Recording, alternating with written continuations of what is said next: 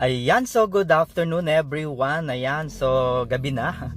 Pero hindi ako makapagpigil at bago ako bababa ng sasakyan ay meron lang akong ibabalita. Ayan, so meron lang din akong tanong sa inyo. Ano po sa palagay ninyo ang dahilan kung bakit itong sina Attorney Cristina Conti at si Attorney Joel Ruiz Butuyan ay nagpapakalat ng mga balita kaugnay doon sa kaso ni former President Rodrigo Roa Duterte sa International Criminal Court. Ayan. Unahin natin yung unang balita na ipinagkakalat nila. At pangalawa, yung pinakang huli na ikinakalat nila. Ano yung inyong masasabi? Okay? So yung unang balita, 'di ba hiniling at iniutos ng ICC na magbigay ng mga patunay, mga ebidensya, no? Ang grupo ng prosecution at grupo ng defense team para paghahanda doon sa trial, no, ni dating Pangulong Duterte. Okay? So, eto na mga kaibigan. Kumalat yung balita at nalaman ng marami na hiniling di umano ng defense team ni former President Rodrigo Roa Duterte sa pangunguna ni Attorney Nicholas Kaufman na higpitan, no? Higpitan di umano ang mga requirements. Kung mayroong mga biktima ng extrajudicial killing na nagnanais maging makipag-participate, no, nagnanais na makipag-participate laban sa aligasyon nila kay dating Pangulong Rodrigo Roa Duterte. Kumalat yung balita na na-request daw di umano ni Attorney Nicholas Kaufman na higpitan itong mga prosecution. Dapat daw ay humingi ng passport ang mga judges. Kasi ang dahilan kasi kapag humingi ng passport, guys, alam nila na hindi lahat ng mga biktima ng extrajudicial killing ay mayroong mga passport. Pag nag-apply ka kasi ng passport, kailangan ng NBI, kailangan ng police clearance. So, yun pa lang mga kaibigan. Kung yung isang biktima ng extrajudicial killing ay masasabi nating tanim biktima, ibig sabihin mga nabayarang biktima. Yung iba doon merong record talaga ng droga. Yung iba doon nagtutulak talaga ng droga.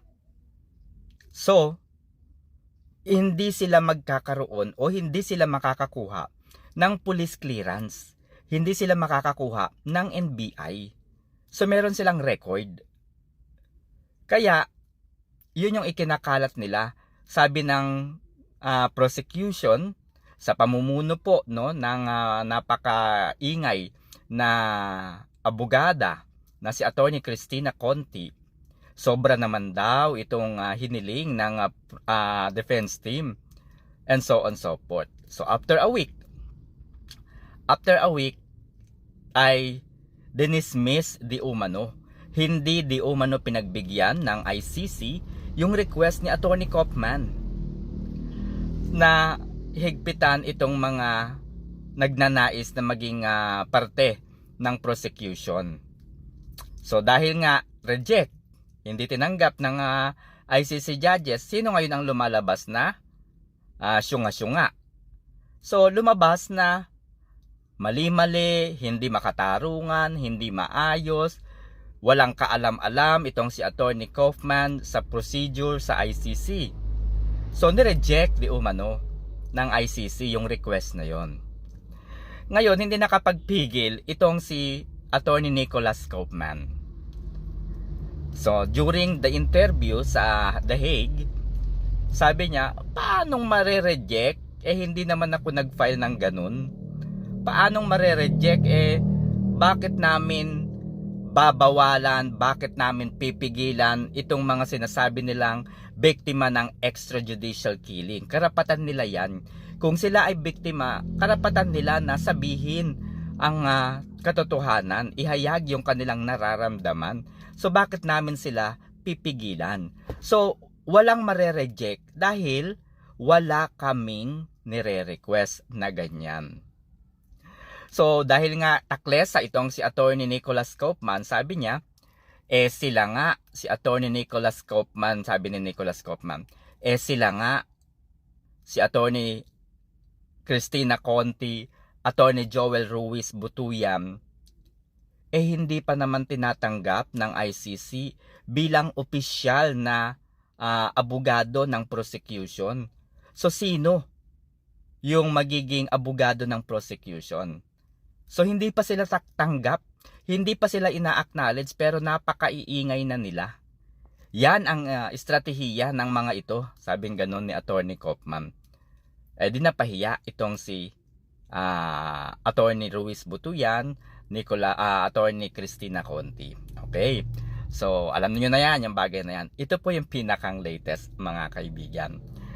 Sinasabi nila, no, ito, nag-request kasi di umano, nagsumite ng motion itong abogado ni President Duterte na i-disqualified yung dalawang judges ng ICC, sina Alapini Ganzu at si Flores Lira, from the jurisdiction issue due to alleged lack of impartiality stemming from their poor prior involvement in approving the preliminary investigation into the Philippine situation on May 9, 2025.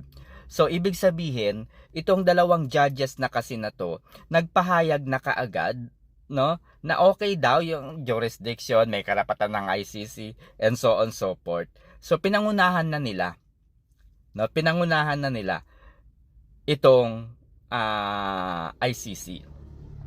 So dahil diyan di umano sa pangunguna nitong dalawang mapagdesisyon na mga judges na to, ipinakalat ngayon, no? Ipinakalat ngayon ng grupo nitong sina Attorney Cristina Conti na nireject ng ICC itong request ng abogado ni President Duterte na si Nicholas Kaufman, na hindi pwedeng i-disqualified itong dalawang ito, no? Hindi pwedeng i-disqualified bilang mga judges. Yan, di umano, syempre lumalabas na naman, napahiya na naman si Attorney Nicholas Kaufman. At ito po ang pinakang good news. Ito po yung pinakang good news. Kaninang umaga. Ito yung good news. Kaninang umaga ay inuutusan na po ng presidente ng ICC itong sila Alapini Ganzu at si Flores Lira na sagutin yung petisyon ni Attorney Nicholas Kaufman. Sabi ni Attorney Tomono ba yun? Basta yung abogado, yung presidente, ayun, si Tomoko Akane, no, si Judge Tomoko Akane. Ayan, sabi niya, sagutin nyo na lang yung disqualification plea na isinampa ng abogado ni former President Duterte. Bakit hindi kayo karapat-dapat na ma-disqualified bilang judges? Diba? Ang saklap niyan, mga kaibigan. Nagsalita na itong presidente ng ICC. Okay? So ang tanong ko sa inyo, mga kaibigan, ano sa tingin ninyo ang motibo ni na Attorney Joel Ruiz Butuyan at ni Attorney Cristina Conti? Bakit gumagawa sila ng kwento, nagpapakalat sila ng mga informasyon, kunyari nare-reject yung request na yon, yung information na yon, para mapagmukhang katawa-tawa ang abogadong si Attorney Nicholas Kaufman. Tapos at the end of the day, sila pala ay hindi pa accepted ng ICC bilang kinatawan ng prosecution. Anong masasabi nyo? Anong kaya yung idea nila, guys?